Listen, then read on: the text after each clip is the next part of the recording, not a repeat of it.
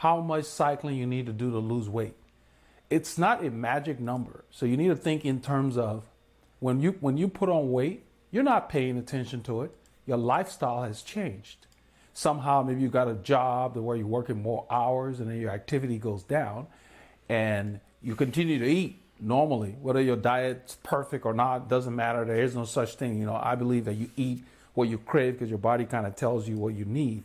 But let's say everything else being the same as far as the intake of food, when your activity goes down and you're more sedentary, you will gain weight because you're not burning the calories that you're taking in unless you adjust the consumption, their volume. But a lot of times when you get really busy, people tend to skip meals and then we binge because when you get hungry, you don't make good.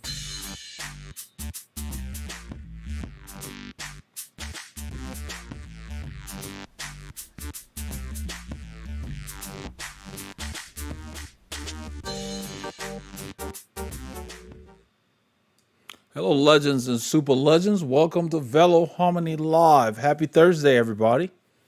I hope your week has gone well. Jeffrey is here. How are you, my brother? We've got thunderstorms brewing, but it's been a pleasant week. We've had an unusual week in our area. Felt almost like a California kind of week.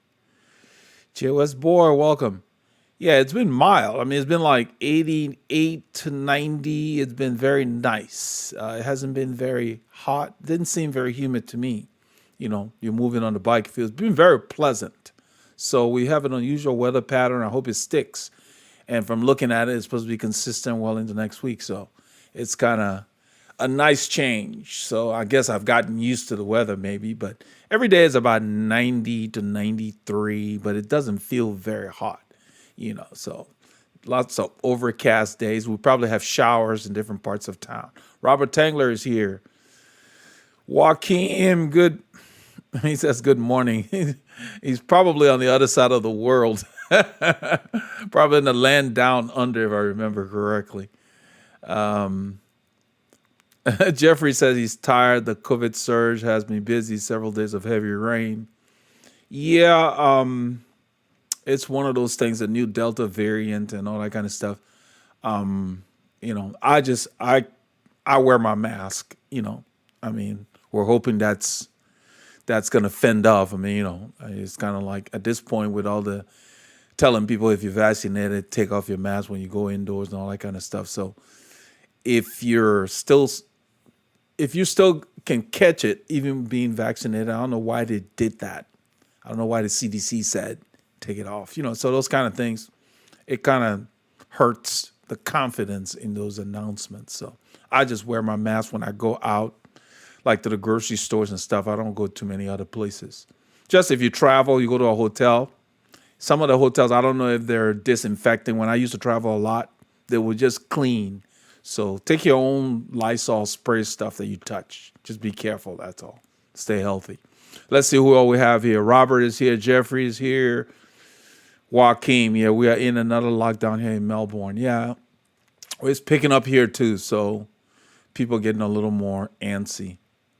Robert, any grandfathers in the future? I don't know, Robert. I guess we'll have to look. We'll look like September, October. They have some really good ones. I remember we did like the Livingston one a few years ago.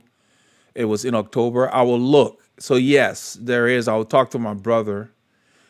So we can kind of plan to do some of those. That would be a nice change, I'm hoping that this thing doesn't get too crazy. When we get in the fall and winter, it gets colder, so everybody's indoors, and it will probably be more apt to spread even more. So it's a concern right now. So I hope that they can get it. Yeah, definitely I will be looking at some grand fondos.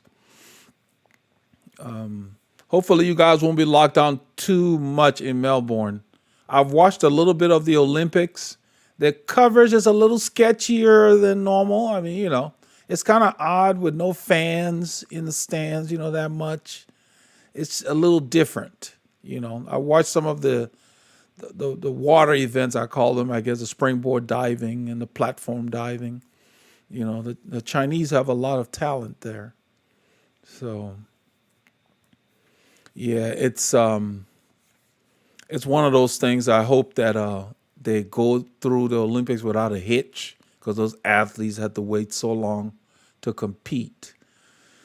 The coverage of our Olympic road race was just pretty weak. I couldn't find anything. I mean, I saw a little bit of a highlight from GCN, but it was weak. They didn't even show the attacks. I don't know what's going on. So we know Carapaz got the gold. Pajika got the bronze, and what's his name? Van Aert, I believe, got the silver. The coverage was terrible. GCN released something. They didn't call it highlights or whatever, but it just showed Carapaz. But they spent more time covering some stupid crash than showing what actually happened. They just show him on the finishing straight. Then they show the sprint for bronze and silver. I mean, gosh, man, that was just lame. I said, and it's sitting on YouTube. I found it on YouTube because that's all I could find. And the rest of the coverages, yeah, we're not really getting quality coverage this year. So I don't know. Let's see. KJL is saying getting jabbed might negatively impact the fitness. I don't know. In fact, I've been trying to schedule mine.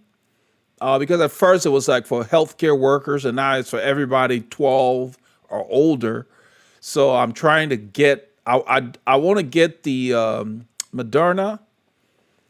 I think there was one of them that was kind of, less effective. I think it was the Johnson & Johnson, and they're trying to actually get formally, approved by the FDA or something. They said that the efficacy was in the low 65, 67%. Well, I want to get the most effective dose. I don't know if it affects your fitness. It may, but I remember Paul Ilonga got one because he's going back to the office. I think he's already back at the office. So he got one. It didn't seem to affect him too much. My wife got the Moderna, and she didn't have any. It's different for everybody. I mean, the good thing about it is it's not like the flu vaccine where they use a weaker form supposedly of the virus. I actually got the flu 1 year from the flu vaccine, and so I don't know. It's different, but this is different. This just basically boosts your immune system. So it's developed differently. It's not from the virus itself. So I think it should be okay, but it's hard to say. So if you're going to do it, if it does make some people get, I think, feverish a little bit. So, very few people. So it's going to affect you differently than the next guy. But I think it's a good idea, especially the fact that people are traveling from other countries, spending thousands to come here and get a shot. And we're here, and wherever you are in the West, if you have access to it, my attitude is why not? So I'm trying to book one with, I think Walgreens has a CVS. So definitely it's a good idea. So my plan is probably sometime next week, get the first jab and go from there. But even after I take it, I'm not going to change my practices. So if I'm going public places, I'm going to mask up. I still am antsy about going to the theater to sit in a room with strangers, especially during the busy times, to watch a 2-hour movie, even if you're wearing a mask. Our theaters I don't know how the air circulation is in there. So I err on the side of streaming whatever I want to see. And I think we should all continue to do what has worked so far. So yeah, don't change things because the CDC is announcing this and announcing that. Just use your common sense and be careful. That's all. Until they get a handle on it, because they're still learning since there are variants coming out. Supposedly, the Delta variant is supposed to be more easily transmissible. So I think they're learning. I take it with a grain of salt and just use your better judgment. So Joaquim says he got both doses of Pfizer with no side effects. Yeah, so yeah, everybody's different. So JOS says, get Pfizer. And Jeffrey said, I had Moderna, job requirement, chills for a few hours. I wrote the next day. Yeah, I'm going to get it. They're available here, so I will be definitely getting it. We're going on vacation on Monday. We're not going far, going to Galveston, hang out for a few days, 3 or 4 days, walk around the beach. I'm not getting in the water. My wife's been watching this shark Shark Week here on TV. And I'm like, those boys, they come and test, the taste test is pretty serious. So they've been showing that kind of stuff when shark attacks. She likes that kind of stuff. And so, but I'd much rather swim in a pool or in a lake where at least, there are no, well, I don't know, the bull sharks, it seem to thrive everywhere. So, yeah. But, even though it's not very common, there's enough of it going on. I mean, and what's this guy? Chris, the guy who played Hemsworth, the guy who played Thor is doing something with sharks. He was swimming with sharks. They got a thing coming on. I'm trying to see if I can watch it. I don't know what kind of special release he had to get for Marvel to let him take that kind of a risk because he's in their franchise, Let's see who else here. 7 days for now. Okay. Yeah, well, that's cool to know. I will definitely be getting it. Yeah, I think you might as well. It just boosts your immune system. And I don't think you can lose, because there's supposedly a lot of people getting it are unvaccinated right now. So, but even people who are vaccinated get it. They just have milder symptoms. Let's see here. J. West Boy says he's been fully vaccinated for 3 months. So now Will says, wait for the Novavax. I don't know what the Novavax is. I guess it's a new one. Let's see what that is. Novavax. Here we go. Let's share this screen with you guys. Novavax. What is that? Novavax delays COVID vaccine emergency authorization until 4th. Let's see.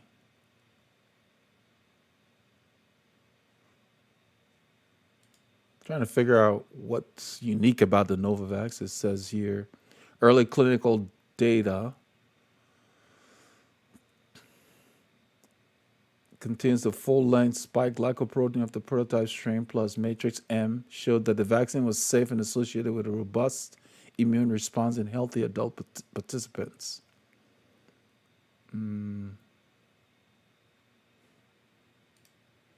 Supposedly, they're all very effective against even the new variant. So, the biggest thing, if you can avoid having to be hospitalized, because my wife and my daughter had a little ache, something else, and they went to the emergency room and everybody's full.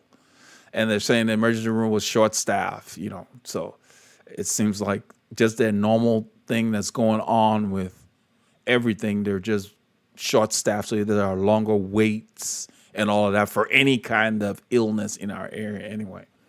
So it's probably a good idea not to have to deal with it if you can. Not a good time to get hurt right now, I guess.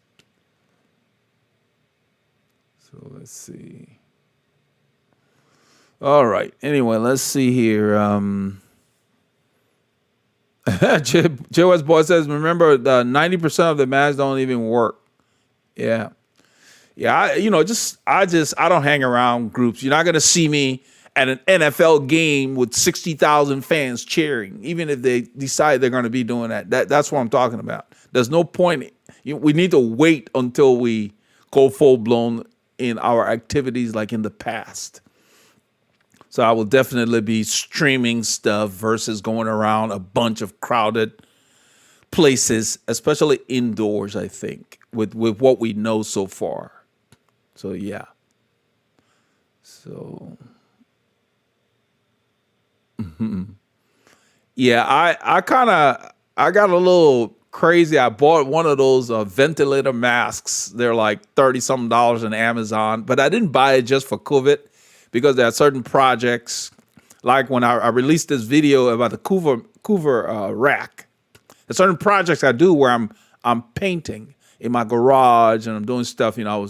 I was painting my work stand, and so I wear the ventilator mask because of the fumes from the paint. And my daughter, my 10-year-old daughter, liked this so much she wanted one, so I ordered another one for her. But it's like you look like an alien if you wore that at Walmart. So I told my wife I'm going to wear it one day when I go to Walmart. Because it's got like a huge coverage of your nose. It's got its own little filters. and it wraps around your head and the back. I think it's really kind of cool, but it actually works. I smelled no fumes when I was painting, and that was kind of cool, because you don't want too much exposure to those fumes. I used the Rust-Oleum paint to just do a little. I made my wooden workstand look metal, and it came out really well.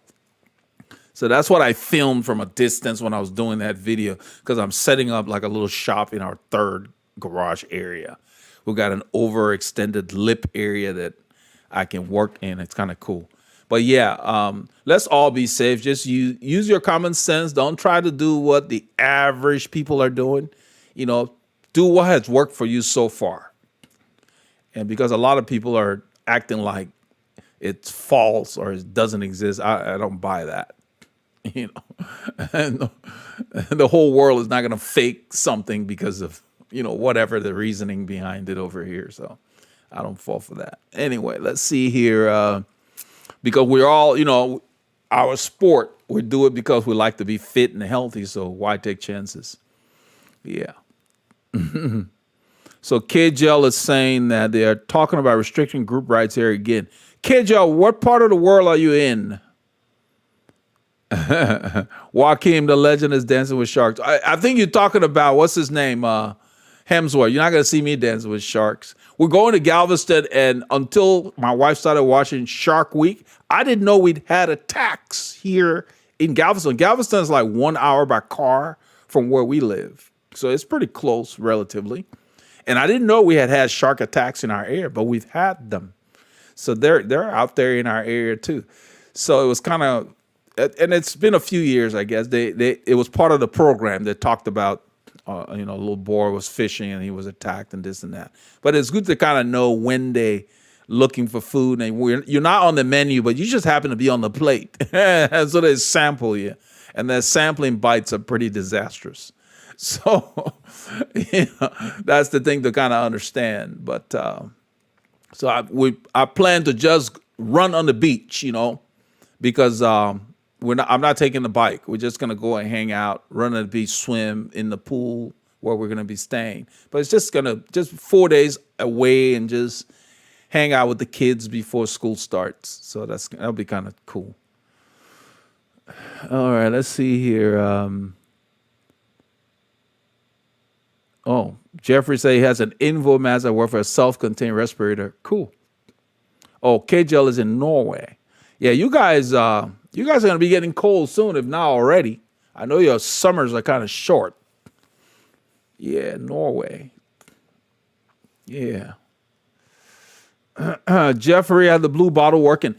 Yeah, those bottles have been really good, Jeffrey. What do I like about them? First of all, I call them stealth thermal, because the average cyclist who's not exposed to them don't recognize them as a thermal bottle that look like regular bottles. So my experience has been up to almost 2 hours. If you put ice in them, up to almost 2 hours, the ice is still there. 2.5 hours is still kind of cold, but I wouldn't call them 4-hour bottles like they said in the ad. By 4 hours, it's still cool, but not cold per se. But I don't keep the water in the bottle that long anyway. Within 2 hours, I've drunk the water. So they work really well for that. When I ride solo, I use a third bottle. I had talked about it here. It's called, let's see, let's go. Let me find the place. It's called Klean Kanteen. Klean Kanteen bottle. Let's see here. Okay, I use the thermal. They make regular bottles and they make the thermal bottle. Let me go to their site. Let's see. That's Overstock showing them. Okay, this is a good representation. I'll go to their site in a little bit, but I want to click on this because I like the picture that I saw. This is what I have right here. The one here with the green lid. My lid is black. Like you see, well, they don't have a black on there. My lid is black on that one. I've got 2 of those. And the reason I like this size is because I have one of those bottle cages made by the guy who recommended this site. It's called King Cage. And that bottle fits in there, does not rattle. If you put these in a wrong cage, it's noisy. Now, I'm sure maybe a carbon cage or whatever probably won't make as much noise, but in another metal cage that doesn't fit it very well, it rattles. But I like that because this is the insulated one. You see the line? Let me see if I can make this bigger. There we go. You see this line down here? That's the line that denotes that it's insulated. I have two of them. I put one in my middle jersey pocket when I go, so I don't have to stop. And if I do stop, you know how you buy the gallon of water and we always end up leaving it? Well, I can have 3 bottles of water when I stop after I've drunk enough. Then I fill them up. So that has been working for me, especially on my solo rides. Group rides, I haven't been taking it, but it has been great having more water than I need. Very refreshing to drink cold water. This thing will keep this thing cold the entire day. You can start with ice and come back with ice. It's that good. I really like that. It's a little heavier than a regular bottle, but not by much. But definitely look into that. Klean Kanteen. Let's go back. Let me find their site. I found them because I bought that bottle cage and King Cage recommended them, and I clicked on it and checked them out, and I really liked it. The Clean is spelled. Let me go to their site. The Clean is spelled Klean. Let's see here. Let me move this down. I don't know if y'all can see that. They're not showing well on the. Let's go over here.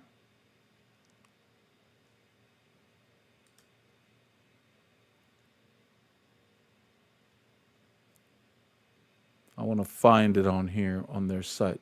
I don't like the way they lay out the site. You got to really search for, let's see, shop,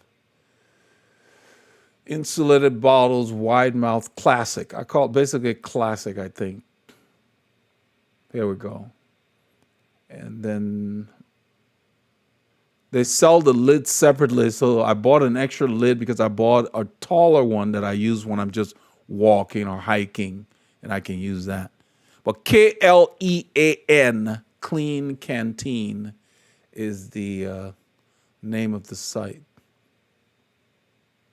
Let's see. I want to adjust the display of this thing. It's not showing what I am seeing for you guys. Let's see here. Displays, Safari.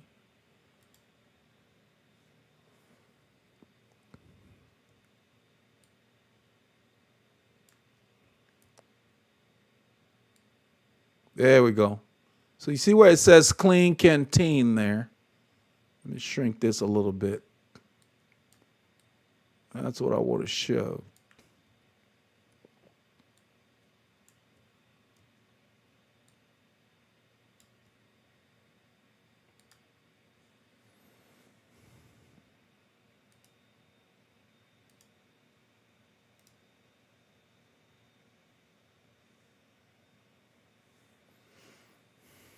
So you kind of have to look for the classic bottle and get the short one. I like the short one because it fits better. The long one is a little unwieldy in the cage because it doesn't lock in on the body that I showed. Let's see here. So now I'm happy with those blue bottles. I like most people don't recognize them as thermal. I like the way they look. They're very lightweight too. They're not going to last forever because I can see that the cage really works the body. So, you know, maybe in a few seasons I'll need a new one.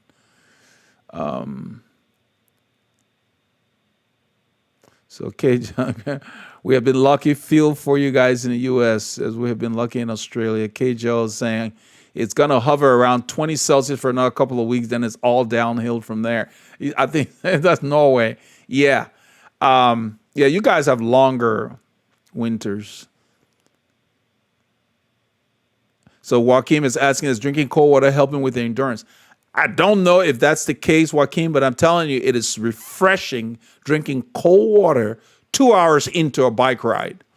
And actually, I don't believe it's just the cold water. It's just nice to have a cold drink. But I think it's because I just got out there, got enough water, stopped frequently. to where I could pour water on me when necessary or whatever, and just got used to being out there. Because when it came at the end of May, we went from very mild, nice weather to just hot. There was no gradual increase. So it took me about 3 weeks to acclimate, and now I'm fine with it. And so I go out in the mornings when I can, close to like our lunchtime, which is like noon, but for me it's like 10:45-ish. By 11, I want to be on the bike and then get back around noon, because that's when we finish our ride. There's no point in me getting up early, go out at 7 when it's very nice. I want to be out there when it's warm. That's how I acclimated. When Robert Tangler saw me, it was around that time, like 11-ish, because that's when it starts kicking up. So I rode between, let's say, 10:30 to noon when I could, and that got me used to it within 3 weeks, just being out there. And being out there and having a nice cold drink just felt better. So I don't think it's necessarily cold water. It's just getting out there and getting acclimated to it and riding during those hours. So then when we go on a group ride in the morning, it's much nicer than when I go out. And then I get to the same temperatures at the end of the ride. So after like 2 or 3 weeks, I was fine. So no problems anymore. Yeah. But you definitely, if you can, have cold water, because if you use a standard bottle, you got maybe 30 minutes. Then it feels very tepid. And even the water from the tap will probably be better than the one you're carrying. So yeah, why not?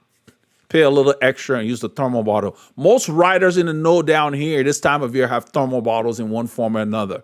The Polar bottle or whatever they can get their hands on. Nobody's using standard bottles. I haven't noticed any standard bottles. And in fact, a lot of riders use it year round, because some of them will keep your warm drinks warm. The Klean Kanteen is great for carrying hot cocoa in the winters. It will keep it hot. So it basically works on whatever temperature you put there, it just maintains it. So it's really nice to have. So I have 2 of those, and they're really good. And it's aluminum, so you're not going to be able to hurt them. I mean, even if they dent, they still work. So they're really nice to have. So KJL said, road cycling on snowy roads is a bit iffy with traffic and stuff, so going to have to use a trainer from October to April. Yeah, there's no point in going on the roads when there's snow unless you're going to use a different bike setup, like with knobby tires and so forth, where you're not worried about speed and you can work. You don't have to be relegated to the trainer, KJL, because if you use, let's say, a cyclocross bike or a mountain bike with the proper tires, you're going to just enjoy being outside. You're not going to be going as fast as on a road bike, so you won't be as cold. So that means you will get a nice workout, because you're going to be working. Let's say you're in snowy ruts or on an unpaved road. You will build strength in your legs. There are riders that do that on purpose. They'll go out when it's colder, bundle up, and then go slower, but at least they're outside. Because after a while, you get tired of being stuck on the trainer. So if you have that access, then definitely consider having another bike equipped to handle adverse road conditions. But don't go out if it's unsafe. I wouldn't ride a road bike with narrow tires in the snow. There's no point in that. You might as well get at least cyclocross tires at a minimum. And they have tires equipped with, grips, and I'm sure they have studs in some of them if you want to ride in the snow. So yeah, we need a Yeti. Joe said we need a Yeti-like water bottles here in Houston. The Camelback do not keep the liquid. Yeah, I've never tried the Camelback. I just don't like the aesthetic. These bottles work. The blue bottles that Jeffrey is talking about, it's the Elite. They call them Nano Fly Light or something like that. They're like regular bottles, but you got 2 hours of nice cold water. And, and I'm saying 2 hours because I consider that the range for the water to be very cold. Then the extra hour, it's okay. But after that, yeah. By then, we're reloading. And so we put like a quarter of ice in the bottle, load what we want in there. And for 2 hours, you got cold water with those blue bottles. So that's what we have. That's what we use. I've got the blue, and I've got it in another color. It's kind of I guess a beige or a cream kind of color. So yeah. So Jeffrey says, KJL, in the southern U.S. it's effectively hot all year. Our humidity is all, yeah, it's pretty tolerable. Once we get into like October, it's really nice, and we start getting.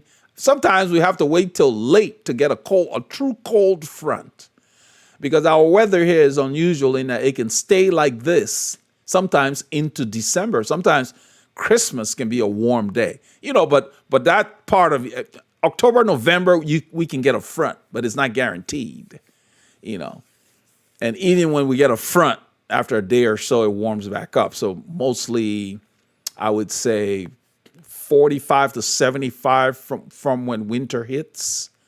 And it's a nice range. So it's pretty decent. I really love our fall, winter, spring. The summer's here, kind of humid, but once you get used to it, it's not bad. The mornings, that's what I'm saying. You got a lot of range here. From in the morning until about noon, let's say 1 p.m., it's tolerable.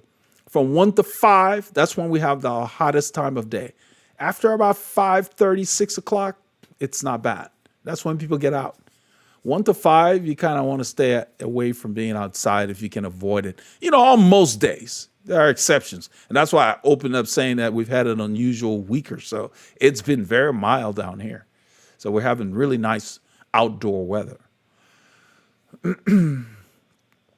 So Joaquin, what is your take on riding with ankle weights? Other than the discomfort, it just will add more resistance. I don't really know if it's necessary. I think that it can hurt, but I wouldn't want to put ankle weights on for all the spinning. But yeah, it will strengthen your legs, and you're adding additional resistance.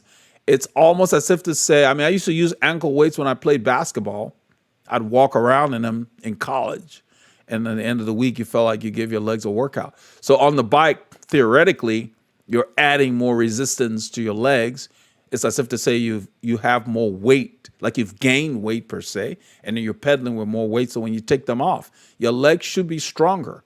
If you don't mind, if you get the kind that can attach well, that won't move when you're riding, it would probably be okay. I don't see that being a problem. I definitely put it on my legs. And they have ankle weight that are in vests and other things. I guess if you were climbing and you wanted to just push yourself, you could wear a vest in the proper weather and then carry those extra kilos while you're going uphill. And, you would work harder. So that's the theory behind it. So, yeah, if they're comfortable enough for you to put on, yeah, I wouldn't mind them. But, it's the same difference. I would just use larger gears, or go into the wind or steeper climb,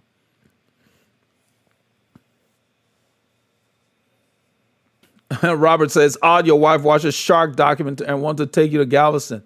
Yeah, I ain't getting in that water. She just wants to go somewhere before school starts. We always try to do a little outing before the girls go back to school. That's all, yeah. Yeah, she watches that every afternoon. I always tease her, even when I come in the room and she's watching, I was like, have your sharks killed anybody this week? Because they're giving documentaries of things that may have happened in 2013, 2017, 2019, different parts of the world, Australia, Galveston, wherever, California. And so I always tease her, and she says, I call them murderers. And she said, they're not murderers. People need to stay away from their homes. So, but you know what's funny, though? I was watching one scene, and I always wonder, maybe you guys can answer this. Why do all the wetsuits come black? Because these guys on the skateboards, when they show the camera from underneath in the water, they look like a seal. So it's almost like you're dressing like a seal and telling the shark, hey, here I am, When you think about it, if you guys who have seen them, the guys who are on, the guys who are going out there surfing and stuff, all the wetsuits are black. And I'm thinking maybe if they made them look different, there won't be a mistake. because like the shark is checking people out. But these guys look like a seal when they're on those boards and they're paddling out from underneath. And that's the vantage point of those sharks. So I don't know. That's what I always wonder. I'm like, you got to make it clear you're not a seal, because the sharks love the seal because they get a lot of energy from the seal. High calorie meal. So, KJL says, nice to be able to ride outdoor all year. Trainer for half a year is rough. We usually go to Spain for cycling in the winter, but not possible. Yeah. But I think that if you like I suggested, see if you can get a different setup and go out and ride the trails in the winter. You'll be strong the next season. If you can't get away. Mm-hmm.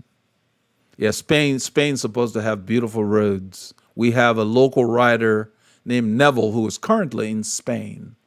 We're hoping that he brings back some pictures.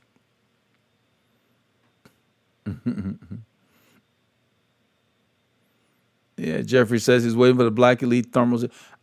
Get the Klean Kanteen. Those things will keep, they claim 96 hours. I haven't tested them that long.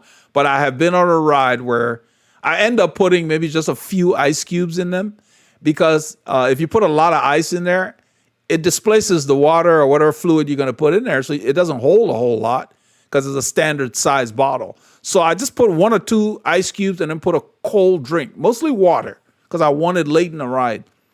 And the ice cube stays there, even though I just put 2 or 3 cubes. So you don't really need. And in fact, you can even put water in there, refrigerate it the night before, and then go.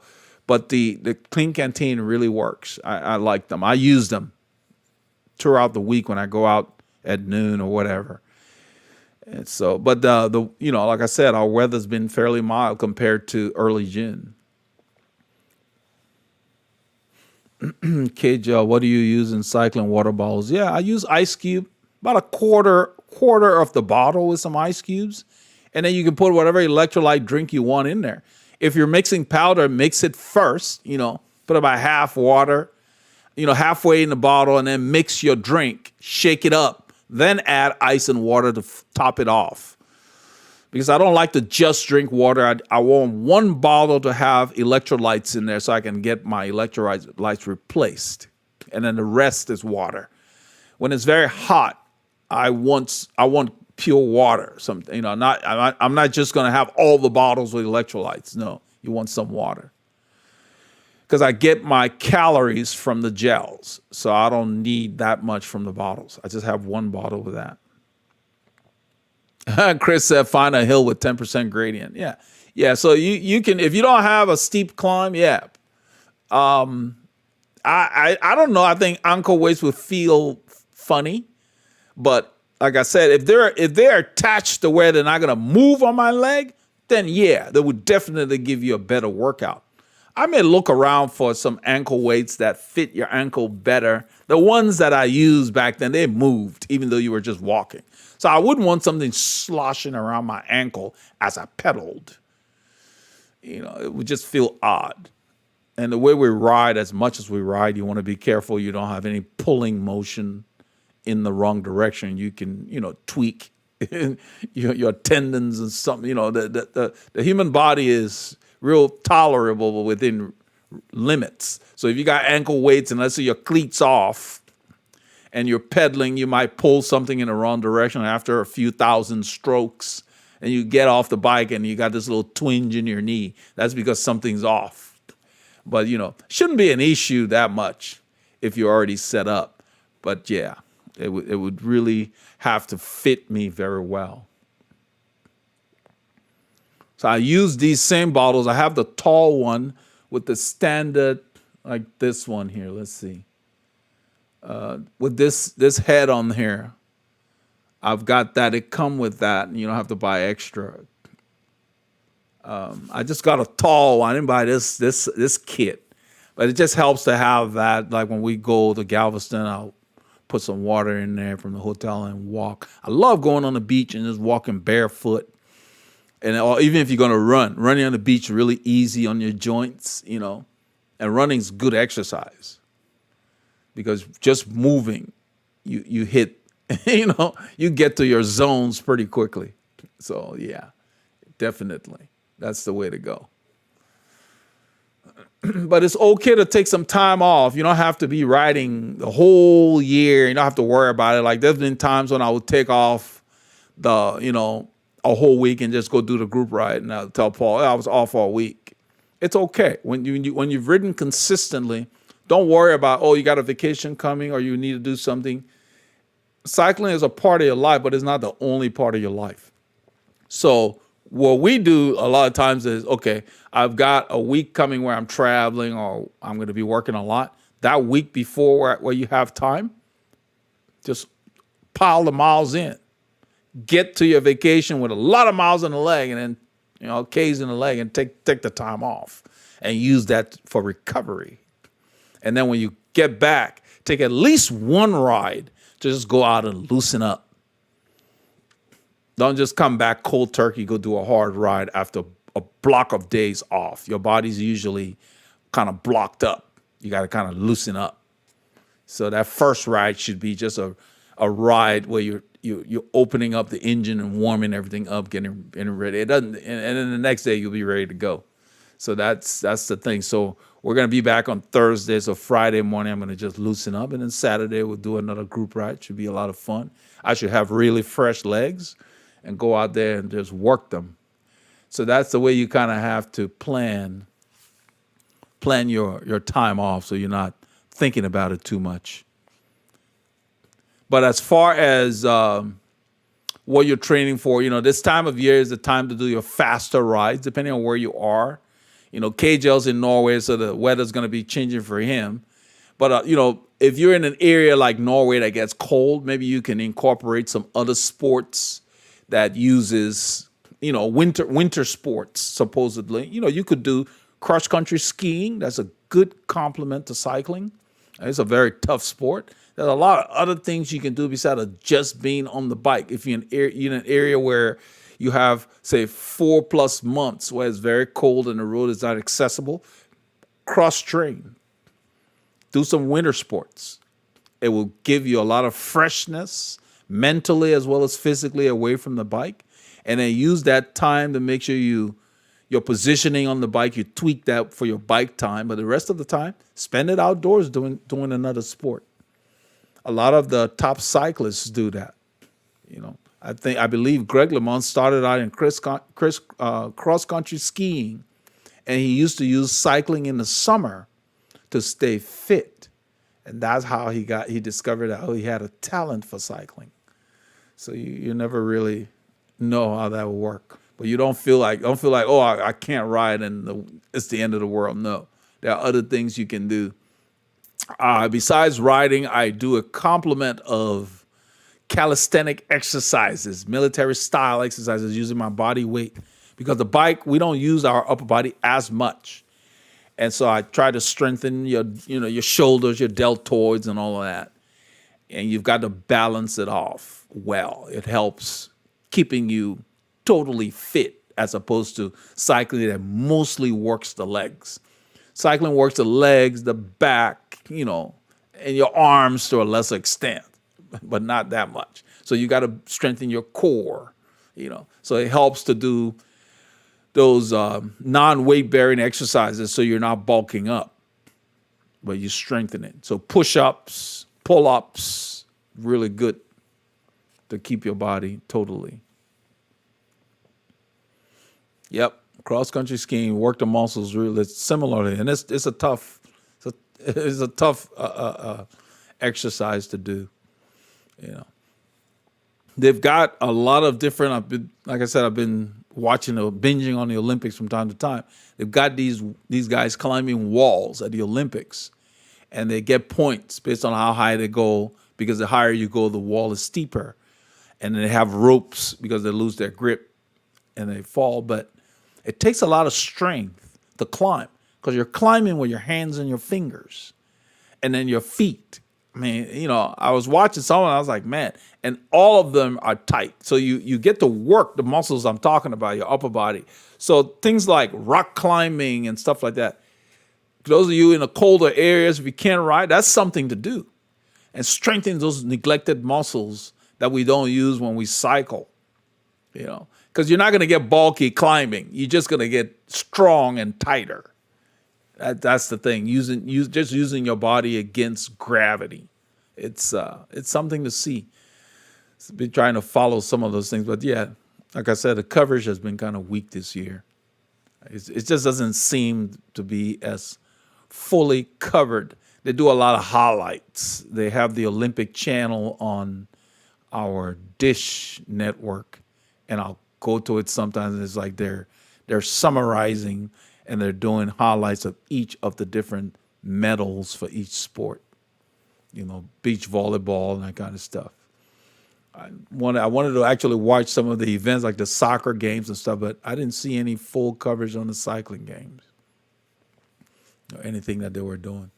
So yeah, so what I do mostly during the week, and I'm going to do a little series where another a day in the life, where I will pick a day and just say, okay, this is what I'm doing today, and just do like a documentary style. But what I do mostly is I don't focus so much on, okay, I got to go in this zone today. I go out and I ride, and then what I do is I try to mimic the effort that it takes to, let's say, chase to a group or bridge up to a break. Because what happens is when you're training solo, especially when you're really fit, like when I get on I have that, what do they call it? Let me pull it up here. I have a scale by a company called Withings. I don't know why I picked them. I think Bed Bath & Beyond has some kind of sale or something. My wife goes there a lot. Let's see. They make a watch. They make all kinds of stuff, but I got something that I felt like I would use. I think it's this. Let's see here. It's the white one with the line. Not that one. Let me go to their site. They make different kinds of scales, and they make a watch that will actually give you your heart rate in the morning or whenever. All right. I think it's that one. Body Plus. Let's see. I haven't been to that site in a while. This is not that one. That's not the one. Every week you come to these guys' sites and they've changed them. It's almost like the people who work on the site. I got too much free time. Okay, this is the one. The Body Cardio. It was on sale, so I didn't pay $150. I must have paid probably maybe $109 or something. Where did it go? I think I took it out. Let me reload the page. This is a comparison, so I think I removed it. Let's see here, learn more. What I like about the scale is that they have an app that you can pair with your phone. You have to download the app when you set it up. So that's why I did. But since then, I haven't used it. But it tracks the changes in your weight. I mainly got it. I do my weight check once a week in the morning. Because if you do it every day, it's just too frequent. I have the white one. This is the one I have. So you stand on there, and it will give you your heart rate while you're standing. And it was different because a lot of times I check my heart rate in the morning. It's 39 when I just get up, if I'm really rested, 38, 39. Then when I'm walking around, it's like 50, 51, something like that.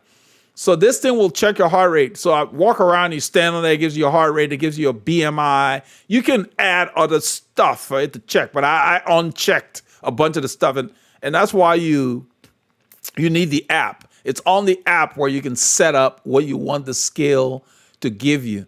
So you basically stand on there, they call it a smart scale. It gives you a weight. I have everything in kilograms, so I'm like 86 kilos. So from week to week, it will tell you whether you've gone up, your weight has gone up, gone down. But then it looks like the composition of the amount of water in your body, and then your BMI, your muscle, body, those are the ones I put on there. And it gives you I like to get the weather at the end to know what I'm dealing with that day. It gives you the low for the day and the high. So you get the range.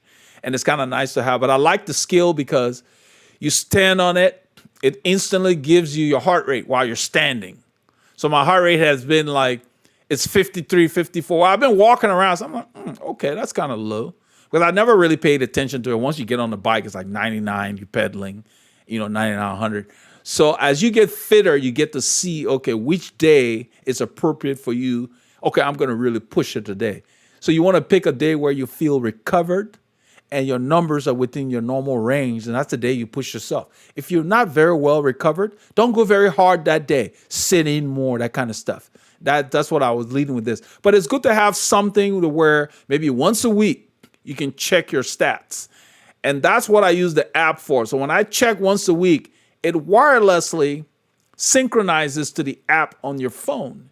So after you weigh yourself, doesn't matter how many times, it keeps all your weigh-ins on the apps. And you can go back on the app and compare and see the trend in what's happening.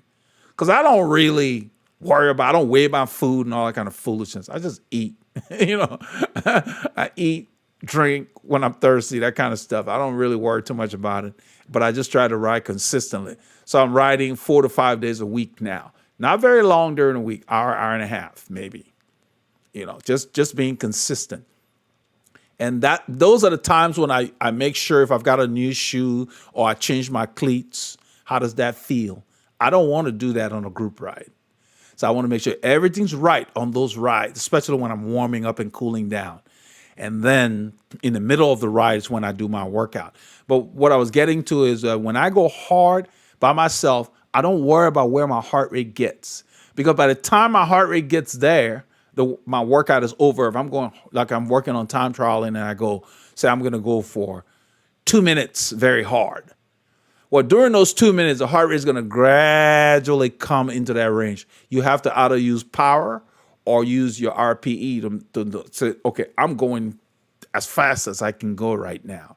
And that's what matters.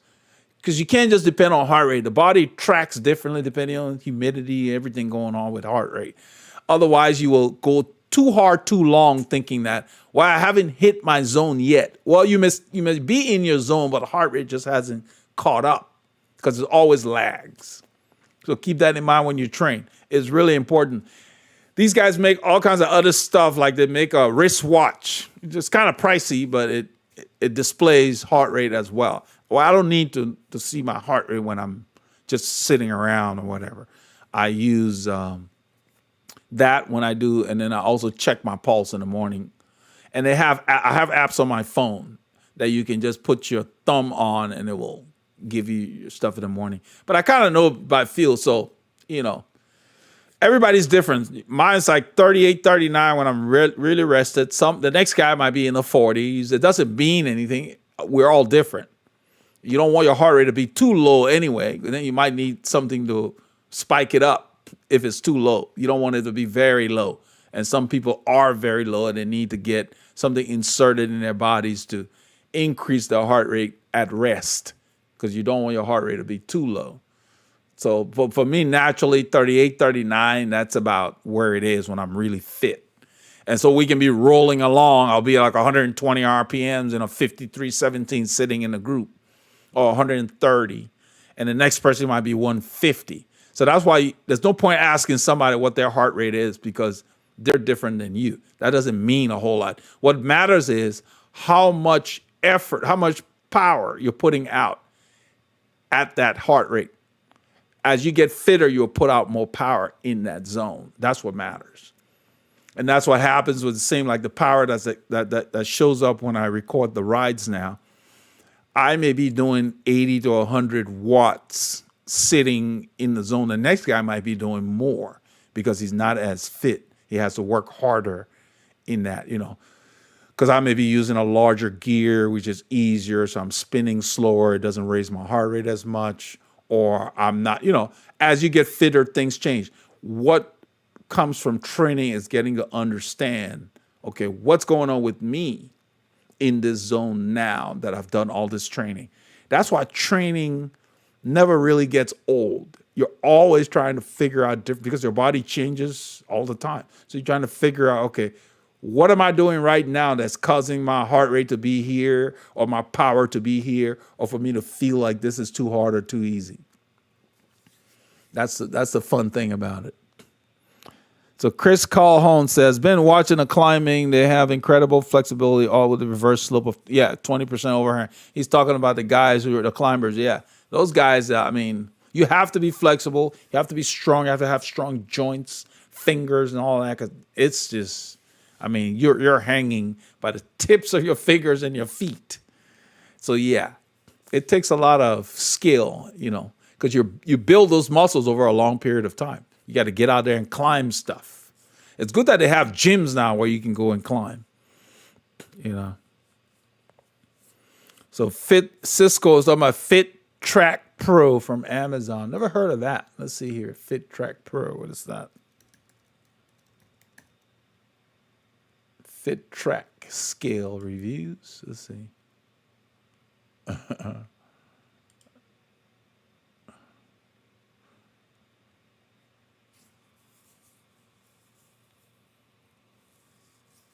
I hate when I do a specific search, it just dumps everything.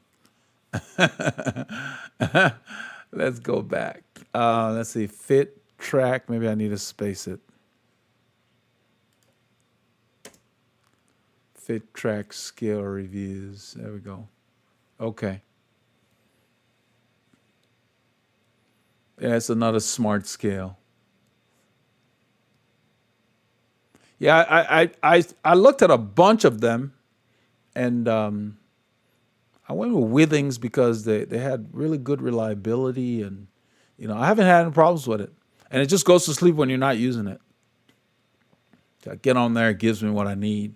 I really like the BMI because as you get fitter, so you get stronger. That's why I do a lot of the complementary exercises when I'm off the bike, or sometimes the same day that I ride. It really helps to strengthen your overall body so that our cycling kit fit well, because you get really lean and you get your body fat percentage gets really lean as you get fitter. And then you can tolerate the hard work on the bike better. Good morning, Melanin. Thanks for joining us. Melanin's in Asia. Yeah, Fit Track Pro. Yeah, that looks, that's a good price, actually. It's a special offer. Smart BMI, body fat analyzer. I think this is their site. BMI Smart Scale Fit Track. Yeah. They're having a sale from $180 to $79. Okay. I got the white one because my floor, everything's white. So it just blends in nicely. I put it in the corner. It's kind of, that was the reason I got that. But you can set like a weight goal on the app and all that kind of stuff. I haven't set up all of that. I just like to know once a week, did I put on more kilos versus the week before? And the reason I want to know over a week is, then I say, okay, what did I do this week that was different? Did I not ride enough? Because when I'm not riding enough, I don't eat as much as when I'm riding. And so, well, let me qualify that. If I've got a hard ride coming on, then I carb load the day before for that ride, and then during that ride. But when I'm not riding hard or long, then I don't carb load as much. So you got to vary it because our bodies keep moving. I don't not eat, but I don't eat the same quantities. Let's put it that way. I'm not going to use the powder drinks, the carbo load and all of that if I don't have a big ride coming up or I'm going to be spinning easily the next day. There's no point in mixing all these little potions and so forth for a recovery ride. That's what I mean. Because you end up just overloading your body because your body will only store so much glycogen and then it converts it to fat. That's what the body does. Yeah. So Jeffrey, have you had any issues with your power pod pausing during rides? I'm thinking of wiping it and starting over. Yeah, I had some little glitches with it. I haven't used it in a little while because I've been testing this, the Garmin, the new rally pedals. And I think I mentioned, I don't know if I did it on the ride. I think, yeah, when we did the premiere. Yeah, I actually like the pedals. Two reasons I like the pedals. First of all, what I did is I took a black marker, and they have the word Garmin under the pedal. So when you're not riding, the pedal tilts like all pedals do, and it's advertising to the world that you've got Garmin pedals. So what I did is I took my permanent marker and went over the Garmin with just one line. So now it's just a pair of black pedals. So unless you're very familiar with the shape of the pedals, you can't tell what brand I have. I like that, stealth. Secondly, I stopped calibrating every week. They tell you in the documentation to do that, but from reading some of the forums, it seems like it was only, from a theoretical standpoint, it's only necessary to calibrate when you initially mount the pedals on a new bike. Let's say you switch from one frame to the next, then you calibrate, you do a few sprints, and you're ready to go. So every morning I was trying to calibrate, it was a little glitchy. It would tell me there was a failure, and then I'd have to re-enable it on the Garmin app, and then it would work fine. So once I did the initial calibration and decided I'm not going to calibrate, no problem, it just works, which makes sense. If you're riding a 24-hour ride, let's say, for example, why would I need to calibrate because I took a break and getting back on the bike? It just didn't make sense. So I think they need to revise their documentation. You shouldn't have to calibrate every day, every ride, unless you've reinstalled it so you can get its balancing and so forth. So it just works. I don't do anything to it. Get in, clip on, turn on the head unit. It finds it. And the head unit gives you an option of whether you want to calibrate every ride. And so if you turn that on, it will ask you every time, do you want to calibrate when it finds the pedals? So if you're not going to be doing that, just tell it no the first time. But since I've mounted those pedals, they just work. They're like a Timex. So I'm very pleased with them. No spikes or nothing. The power pod does have that. So you need to hold that, the button, the power button. I think it was like 12 to 15 seconds. It will reset. Then it works great for a good while. And I got that from their support. It's not in their documentation. It's almost like you reboot it. It doesn't wipe out anything. It just reboots it and it starts to work better. It used to pause on me from time to time. I'll be riding. It would just go to 0 for no reason. And it had enough power. It was charged. So I called them and they had me reset that. So you hold it for about 15 seconds. Hold the power button. And then when you turn it back on, it should be fine. All your settings will still be there. But I haven't used it lately. And then after a while, it got to be where every ride, people were asking me, what's that? What's that with the power pod? Because I had the pitot tube on there. So, it looked like the aero pod now. So everybody wanted to know what that was underneath my computer. Well, since I installed the Garmin pedals, no one asks anything. I do like that about the pedals. I did not buy them at retail. Western Bike Works sent them at a considerable discount so I could test it. Yeah, try that, Jeffrey. I got that from them. I had the same problem.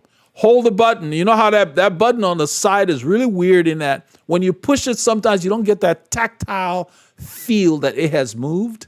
But look at it. You will see the little slit around the button. The button is about the same color as the body. Just make sure you hold that and count to 15 slowly. And when you do that, it should be ready to go. I had the same problem. It was annoying. I thought it had basically crapped out on me because nothing worked. There's a thing where you can push for 5 seconds and it cycles through. It wouldn't even do that. And so I called their support. But other than those little things, when the power works is okay. But like anything computerized, and that's the problem Garmin had with their vectors when they came out first.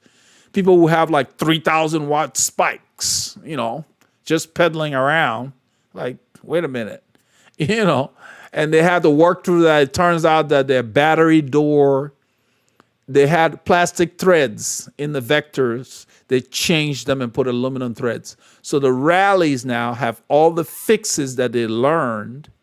And in fact, people that have the vector can now open up their pedals and take out the inner circuits and put them in a new body. They could use like the cross pedals, the SPD pedals, or, even the Shimano bodies. You have to buy those kits. But so vector is not something that if you have that, you have to throw away. I'm glad that they did that. But the only challenge I had with it, I mentioned on one of the things, was that they left the pedal cover loose. It's supposed to be tied down to 5 Newton meters, which is not a whole lot of torque. And you can use one of these preset torque things if you want. But it came in the box with a loose pedal door. Well, this is a new product. I shouldn't have to do that. So on the first ride, one of the pedals just dropped out from the reading. And once one drops out, you lose your reading.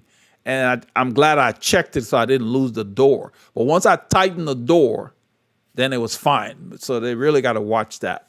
And I've had no problems with it. The body of the pedal, I guess for what they're selling it for, what I found is the body of the pedal, the plastic they use or whatever, it's solid. It's stronger than even the Shimano Dura Ace pedals that I normally use. Everything about the pedal body is built to last. Then on the inside, they've got metal plates that you step on.